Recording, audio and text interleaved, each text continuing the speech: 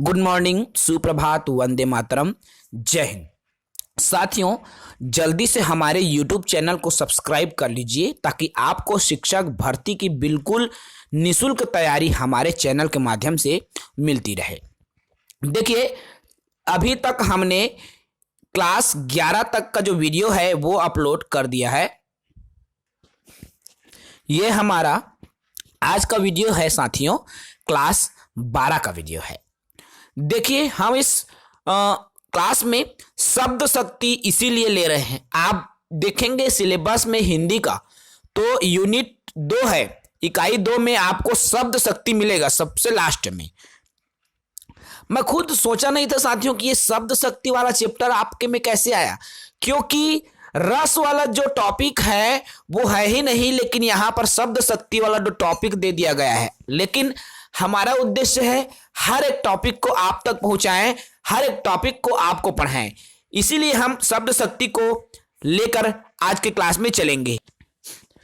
जो भी साथी इसके पहले के वीडियो नहीं देखे हैं, हमने शिक्षक वर्ग 2 का प्लेलिस्ट ऑलरेडी बना रखा है साथियों, आप वहां जाकर देख पाएंगे। सहायक शिक्षक वाले साथी भी इसी को अध्ययन करें, क्योंकि दोनों का लगभग सेम ही सिलेबस रखा गया है शिक्षक भर्ती के लिए। ठीक है, चलिए आज हम शब्द शक्ति का अध्ययन कर रहे हैं इस वीडियो में। आइए हम सीधे टॉपिक पर आते हैं। देखिए, शब्द शक्ति, आखिर ये शब्द शक्ति होता क्या है। देखिए, काव्य में रस का संचार शब्द शक्तियों से होता है। अब रस का संचार, रस क्या है? किसी भी कविता, कहानी, नाटक को पढ़ने से जिस आनंद की प्राप्ति होती है उसको हम क्या बोलते हैं साथियों? रस बोलते हैं। जानते हैं ना भाई, जो मजा आता है पढ़ने में वही तो रस है, वही तो आनंद है ना। और इसी आनंद के लिए हमारे पास यही जो शब्द शक्ति है वो है। जब कहना चाहिए किसी भी पाठ को, कहानी को पढ़ने से अगर उसके पठन पाठन के आनंद को और बढ़ाना है साथियों, तो किससे बढ़ेगा? शब्द शक्ति से बढ़ेगा, है ना। आनंद क्या है? और दोगुने हो जाएगी शब्द शक्ति का जब हम उपयोग करेंगे। तो काव्य में रस का संचार शब्द शक्तियों से होता है। ठीक है, अब शब्द शक्ति अगर हम किसी रस में नहीं रखेंगे तो वह आनंद नहीं देगा। ठीक है, अब यूं मान के चलो शब्द शक्ति आनंद से भी बढ़ के परमानंद मिल रहा है, समझो। ठीक है, तो इसको आपको समझ के चलना है। अब देखो, कन्हैयालाल पोद्दार के अनुसार, अब कन्हैयालाल पोद्दार के अनुसार शब्द की शक्ति उसके अंतर्निहित अर्थ को व्यक्त करने का व्यापार है। कन्हैयालाल जी का कहना है कि ये जो शब्द शक्ति है उसके अंतर्निहित अर्थ को व्यक्त करने का एक माध्यम, कह सकते हैं एक व्यापार है। ठीक है, आचार्य मम्मट ने क्या कहा है? तो व्यापार शब्द का और आचार्य देखिए, आचार्य मम्मट ने व्यापार शब्द का उपयोग किया है और आचार्य विश्वनाथ ने शक्ति शब्द का उपयोग किया है। ठीक है, ये तो अलग अलग विद्वान हैं जिन्होंने शब्द शक्ति को अपने तरीके से परिभाषित किया हुआ है। ठीक है साथियों, अब देखो शब्द शक्ति के जो प्रकार है वो कितने प्रकार के होते हैं। तो शब्द शक्ति 3 प्रकार का होगा। 3 प्रकार के शब्द शक्ति, या कहना चाहिए जब हम रस पढ़ेंगे तो उसमें हमें 3 प्रकार से शब्द शक्ति मिलते हैं। अर्थात आनंद के अनेक तरीके हैं भाई, है ना भाई। इसी का उपयोग, ये शब्द शक्ति का ही उपयोग रसों में, अलंकारों में होता है। अब ये 3 प्रकार के शब्द शक्ति क्या क्या है? देखिए, एक आता है अभिधा शब्द शक्ति, दूसरा लक्षणा शब्द शक्ति और तीसरा आता है हमारा व्यंजना शब्द शक्ति।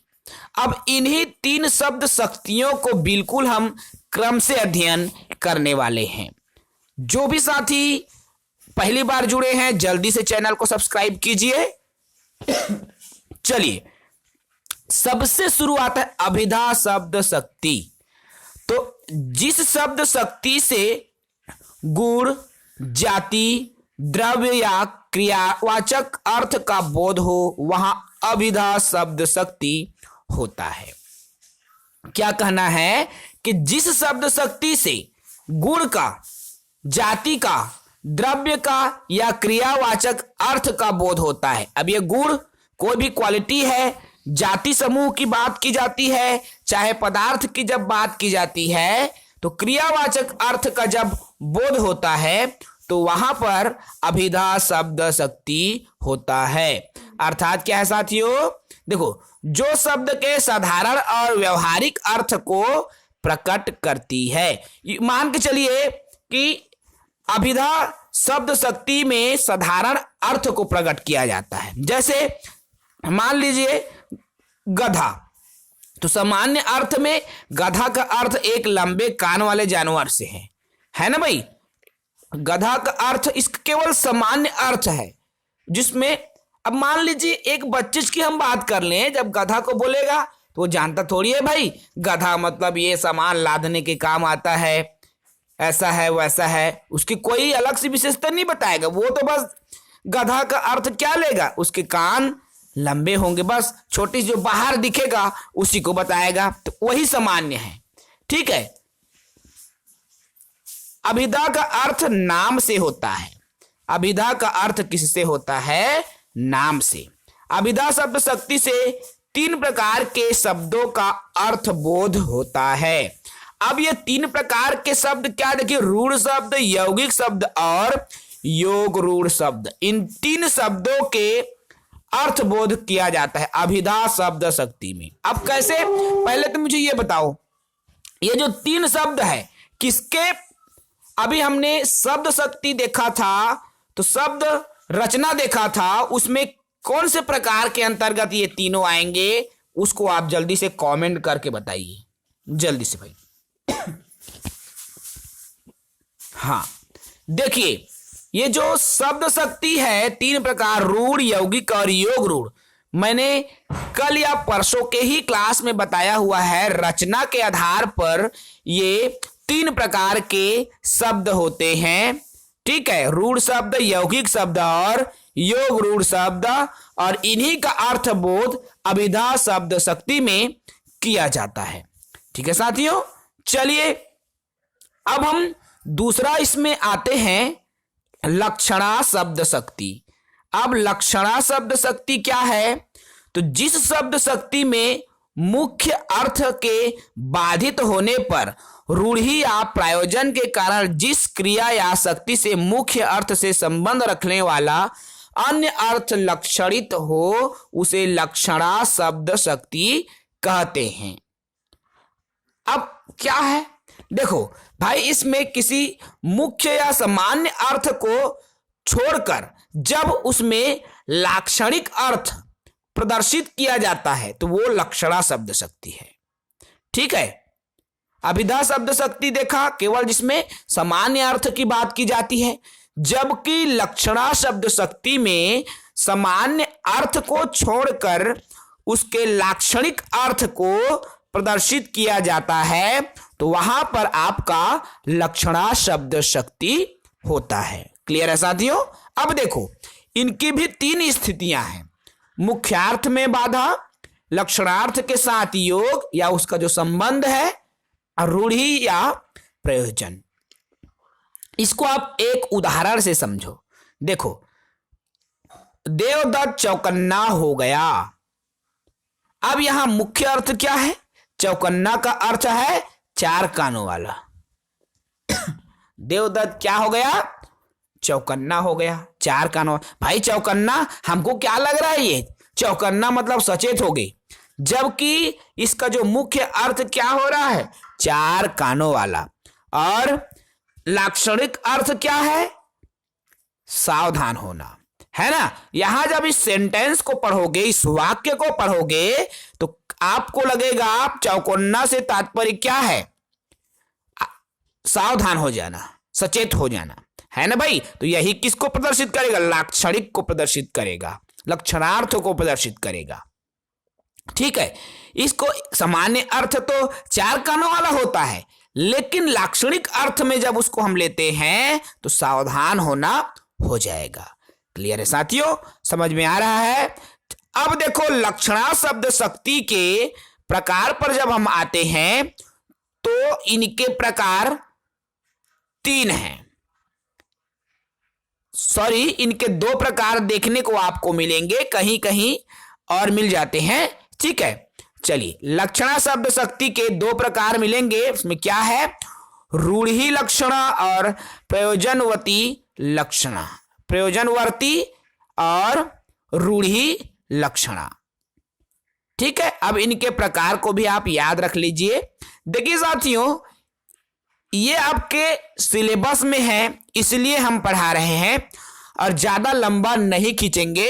आज की क्लास छोटा ही रहेगा क्योंकि हमारा उद्देश्य है उन सभी टॉपिकों से आपसे परिचय टॉपिकों का कराएं ताकि कोई भी बिंदु छूटे मत। ठीक है ना? अब देखो अगला है तीसरा, व्यंजना पढ़े लक्षणा। देखिए इसमें व्यंजना लास्ट है, अभिधा पढ़े लक्षणा पढ़ लिए। अब ये व्यंजना शब्द शक्ति, तो क्या होता है?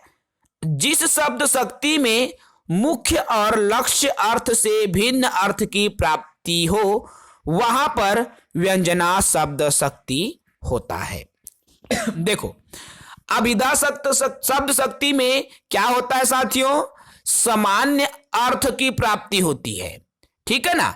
जब हम लक्षणा शब्द शक्ति में आते हैं तो सामान्य अर्थ को छोड़कर लाक्षणिक अर्थ की प्राप्ति होती है। अब जब हम व्यंजना शब्द शक्ति में आते हैं तो इसमें और विशेष अर्थ की प्राप्ति हो रही है। इन दोनों के अर्थ से हटकर और किसी तीसरे अर्थ की प्राप्ति होती है। अब कैसे तीसरे अर्थ की प्राप्ति होती है? भिन्न अर्थ की प्राप्ति होती है। इसको एग्जाम्पल से समझो। जैसे देखिए, रहीमन पानी राखिए अब बिनु पानी सब सुन, पानी गए न उबरे मोती मानुष चुन। यहां पर पानी का अर्थ क्या है? मोती की या मोती में चमक। एक, ठीक है। अब मनुष्य में इज्जत और चूने में जल से है। देखो यहां पानी का अर्थ कई तरीके से है। रहीमन पानी राखिए बिन पानी सब सुन। अब यहां पर मनुष्य की इज्जत से भी इसकी बात की जा रही है। आप सेंटेंस समझिए, रहीमन पानी राखिए बिन पानी सब सुन। रहीमन कहते हैं कि मनुष्य की इज्जत बेहद जरूरी चीज है, उसको आप बनाए रखें। बिना सम्मान के सब कुछ बेकार है। यहां पर मनुष्य की इज्जत से भी कल्पना की जा रही है, उसकी अभी अर्थ यहां पर निकल रहा है ना भाई। और चूने में जल से है, पानी गए न उबरे मोती मानुष चून। अब चूने में जल से भी इसका अर्थ, अर्थात इन अर्थों की प्रतीति व्यंजना से हुई है ना भाई। इन अर्थ की क्या है? प्रतीति व्यंजना से हुई है, इसलिए यहां पर क्या होता है? व्यंजना शब्द शक्ति होता है। ठीक है साथियों, 3 अर्थ यहां पर आ रहा है। भिन्न भिन्न अर्थ जब प्रदर्शित होता है तो वहां पर व्यंजना शब्द शक्ति होता है। अब देखो ये व्यंजना शब्द शक्ति है वह 2 प्रकार का होगा, शाब्दी और आर्थी व्यंजना। ठीक है, शाब्दी और आर्थी व्यंजना, व्यंजना शब्द शक्ति के ये 2 प्रकार है। साथियों आपके सिलेबस में था इसलिए मैंने ये क्लास लिया हुआ है, अन्यथा मैं इस क्लास को आपको नहीं बताता साथियों। ये देखिए, ये जो है शिक्षक वर्ग 2 के क्लास है आप मन के भाषा के ए सिलेबस है। ठीक है, शिक्षक वर्ग 2 के सिलेबस से आप मन देख सकता हो। इकाई 1 जरा हमन पूरा कंप्लीट कर डाले हन। इकाई 2 जेमा हमन अभी ये जो शब्द शक्ति सबले लास्ट में दिखा तो देखिए इकाई 2 में है ना, तो वही हरे हमन समास और समास के भेद ला पढ़े हन।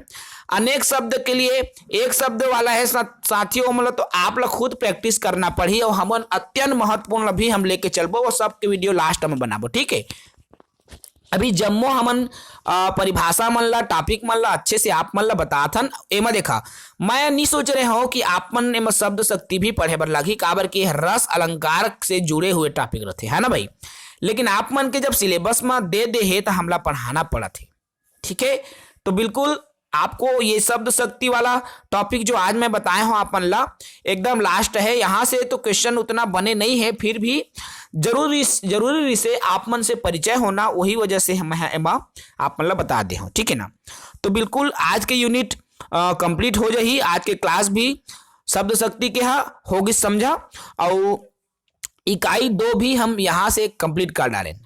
अब कल के जब वीडियो आई हमर तो इकाई 3 से आई। इकाई 3 आप मन देख सकते हो, कल के जो क्लास चली उसमें हम क्या करेंगे, संज्ञा और संज्ञा के प्रकार पर स्टडी करेंगे, ठीक है। संज्ञा को कल के क्लास में ले लेंगे, फिर अगले क्लास में सर्वनाम।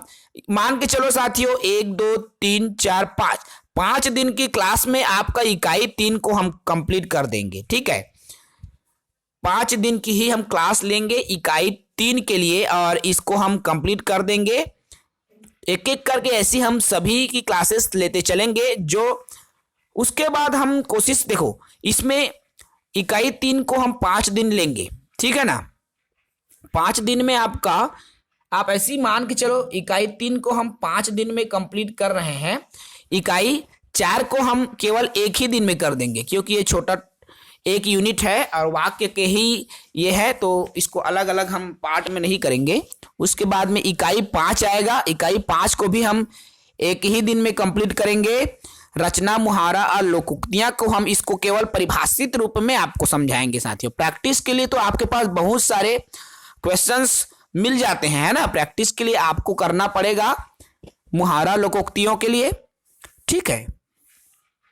इसके लिए भी हम एक ही क्लास चलाएंगे और अपठित गद्यांश के लिए भी हम एक क्लास ले लेंगे यहां से आपका, ठीक है। उसके बाद इकाई 9 का भी हम एक क्लास ले लेंगे। तो मान के चलिए साथियों 1 2 3 4 5 और 5 10 10 दिन में आपकी हिंदी की जो क्लास है वो पूरी तरीके से खत्म हो जाएगी, ठीक है। सिर्फ 10 दिन की क्लास चलेंगी, उसके बाद आपकी हिंदी की जो क्लास है वो खत्म हो जाएगी।